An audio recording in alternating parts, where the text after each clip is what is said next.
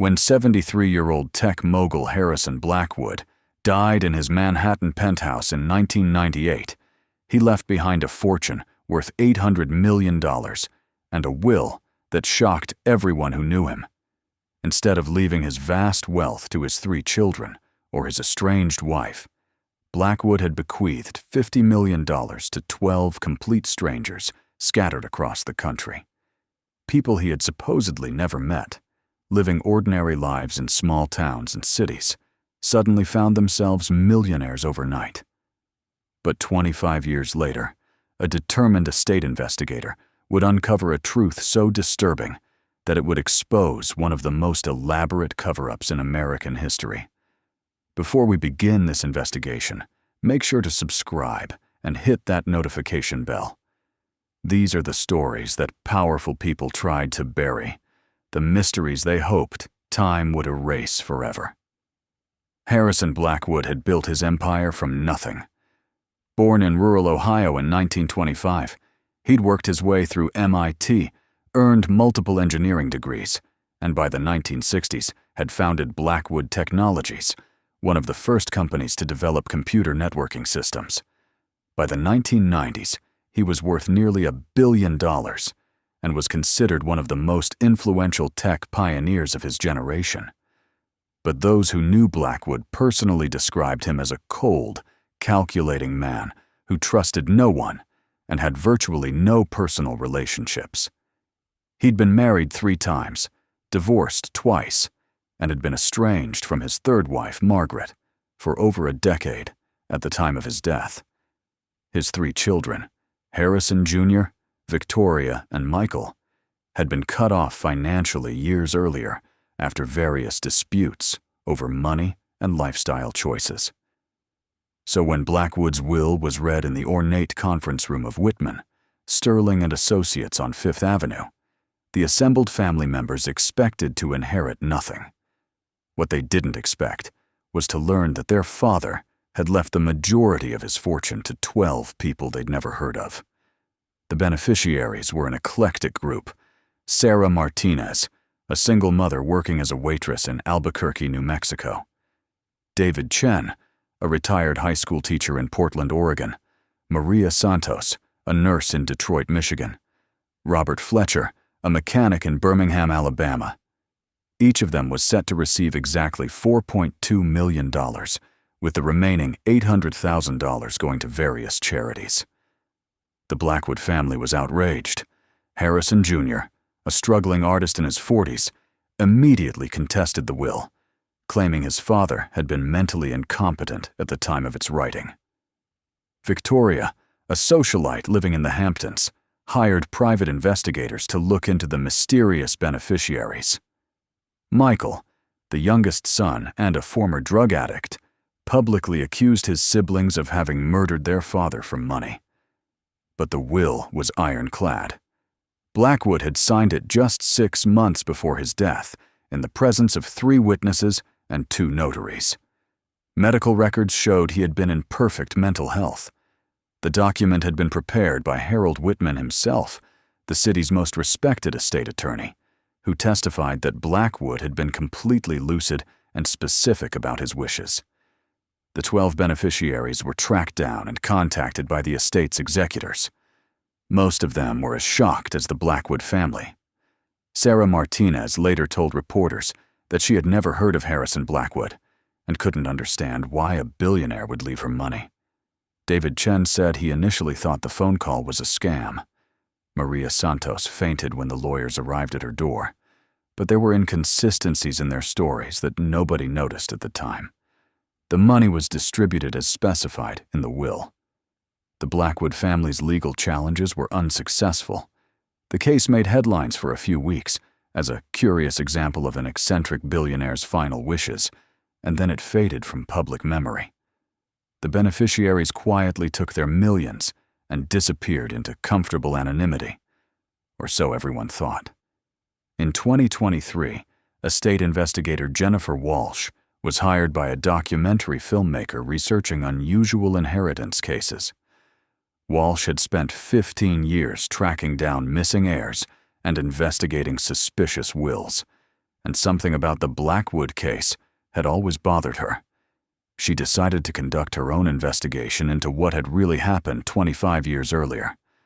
Walsh began by trying to locate the 12 beneficiaries. What she discovered was the first clue that something was very wrong. Of the 12 people who had received millions from Harrison Blackwood's estate, 4 had died within 10 years of receiving their inheritance. 3 others had moved overseas and couldn't be located. 2 had changed their names and disappeared entirely. Only 3 could still be found living in the United States under their original identities. The death rate among the beneficiaries was statistically impossible.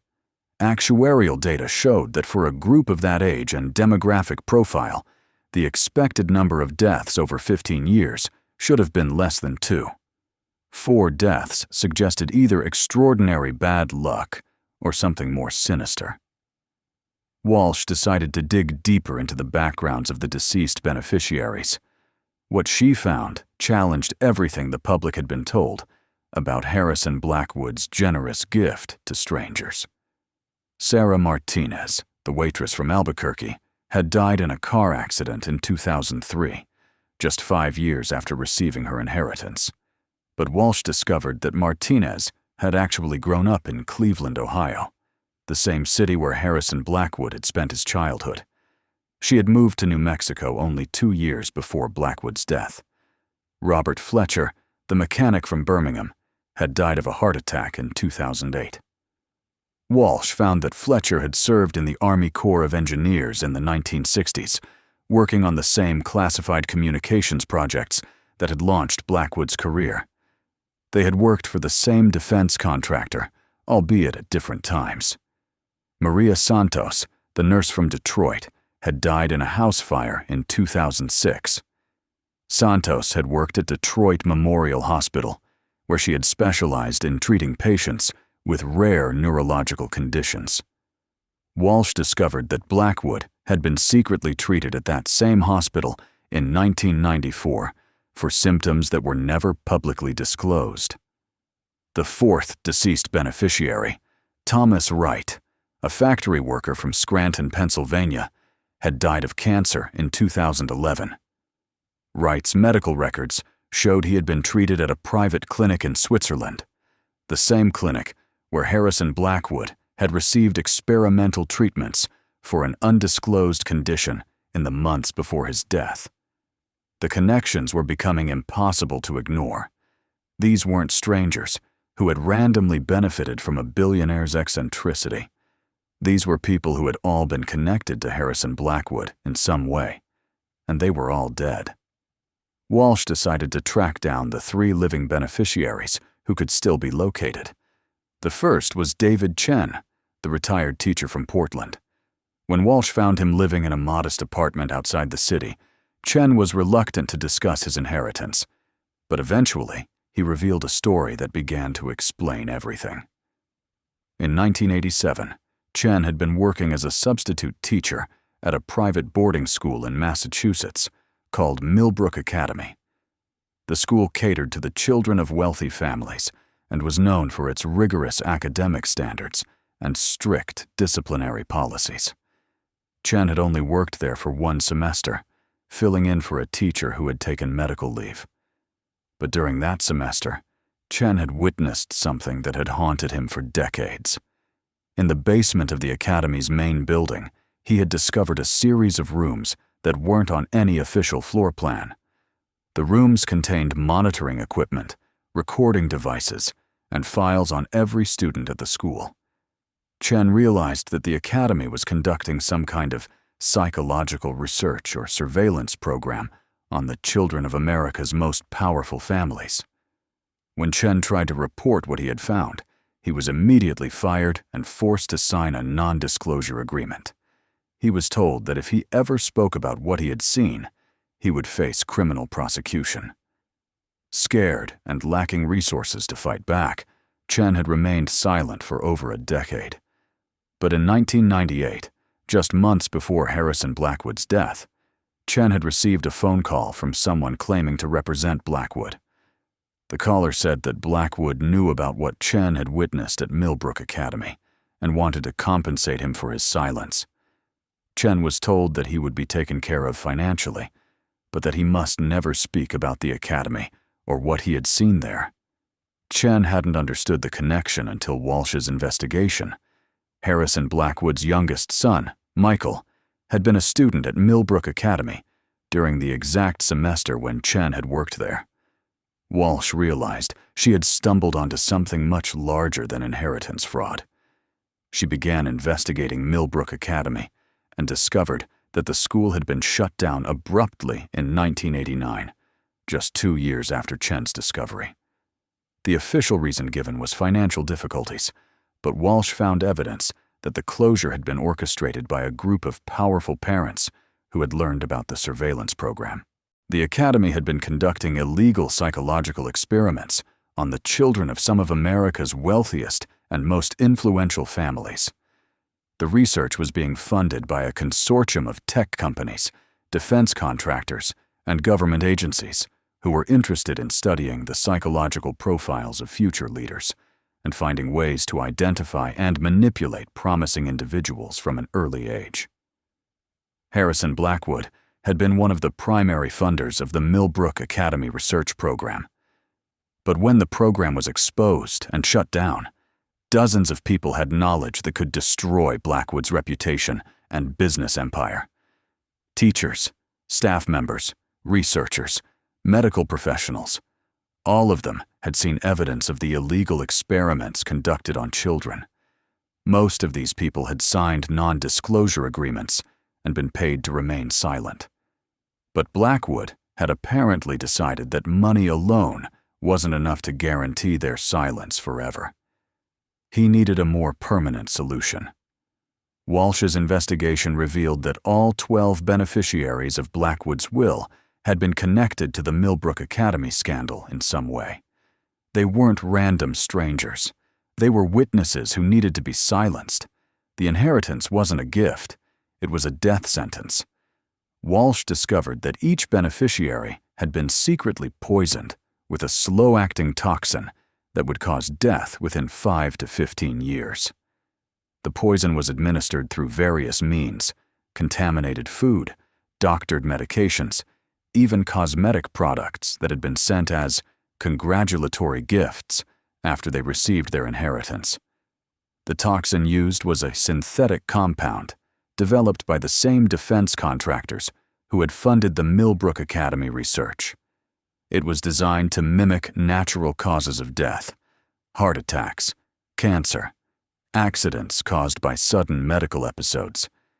The deaths would appear random and unconnected, scattered across years and geographical locations. Of the 12 beneficiaries, 8 had already died by the time Walsh began her investigation.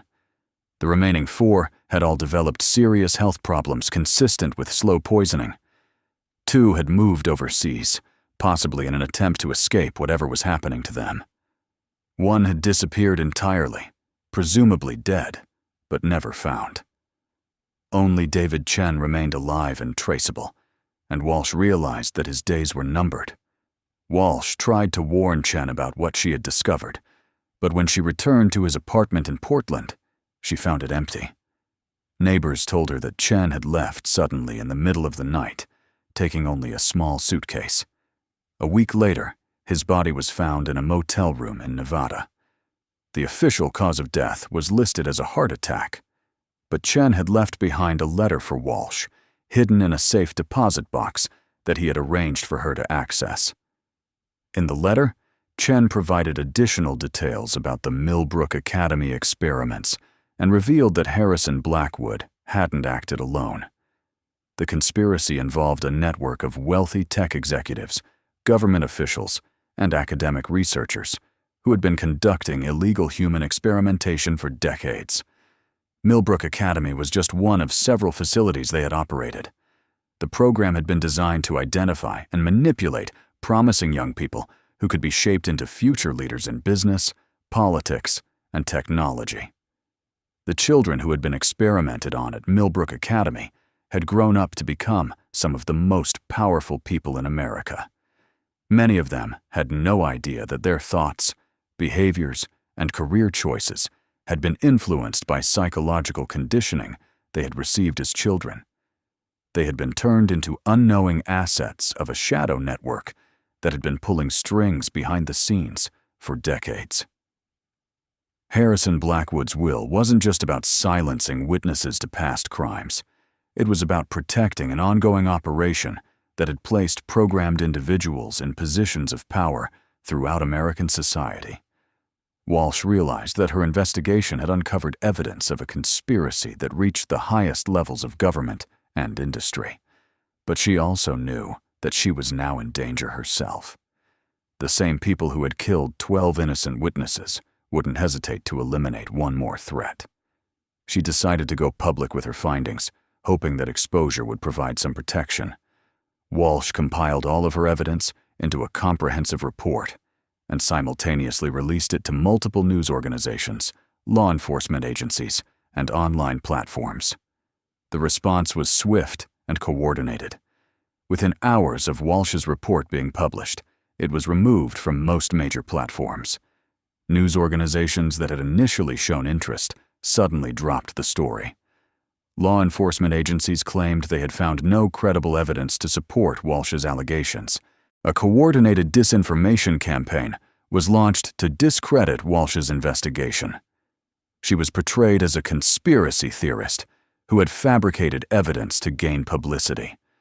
Professional debunkers appeared on television and social media to explain why her claims were impossible and her evidence was fraudulent. But Walsh had anticipated this response.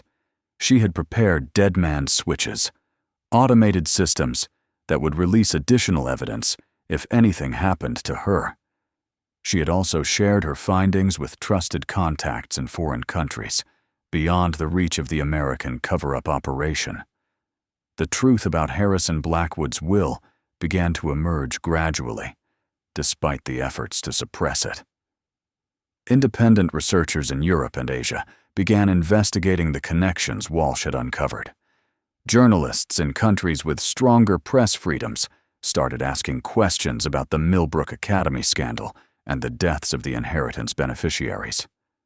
Slowly, a picture emerged of a vast conspiracy that had been operating for decades, using psychological manipulation and selective elimination to control American society from behind the scenes.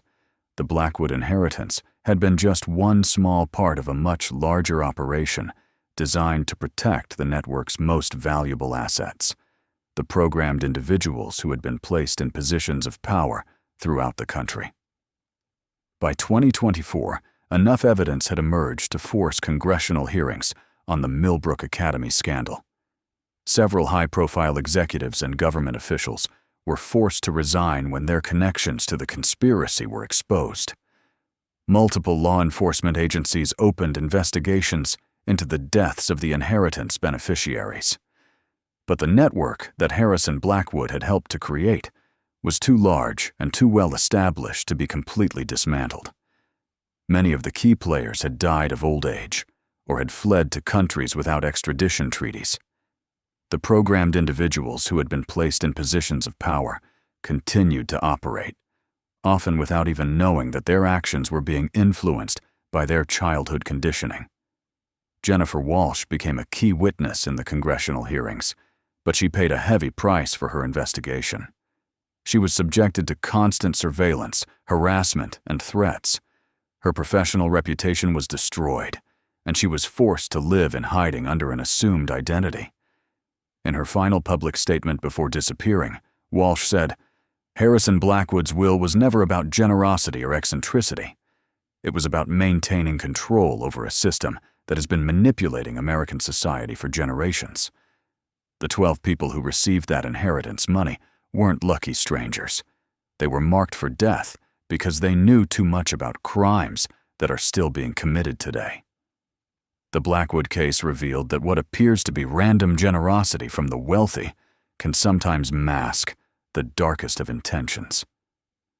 Behind the facade of philanthropy and eccentricity lay a carefully orchestrated plan to eliminate witnesses, to one of the most disturbing conspiracies in American history. The investigation also showed how powerful networks can manipulate public perception and control information to protect themselves from exposure. The same techniques used to silence the inheritance beneficiaries were deployed against Jennifer Walsh and anyone else who tried to reveal the truth. Today, 25 years after Harrison Blackwood's death, the full extent of the conspiracy he helped to create remains unknown. The network continues to operate, placing programmed individuals in positions of power and eliminating anyone who threatens to expose their activities. The lesson of the Blackwood inheritance is clear. Sometimes the greatest acts of apparent generosity are actually the cruelest forms of revenge. And sometimes the price of knowing too much is paid not in shame or imprisonment, but in blood. The 12 strangers who received millions from Harrison Blackwood's will thought they had won the lottery. Instead, they had been handed their own death sentences, gift-wrapped in legal documents and delivered by men in expensive suits. Their only crime was being in the wrong place at the wrong time, witnessing things they were never meant to see. And for that, they paid the ultimate price, becoming unwitting victims of a conspiracy that continues to shape American society from the shadows,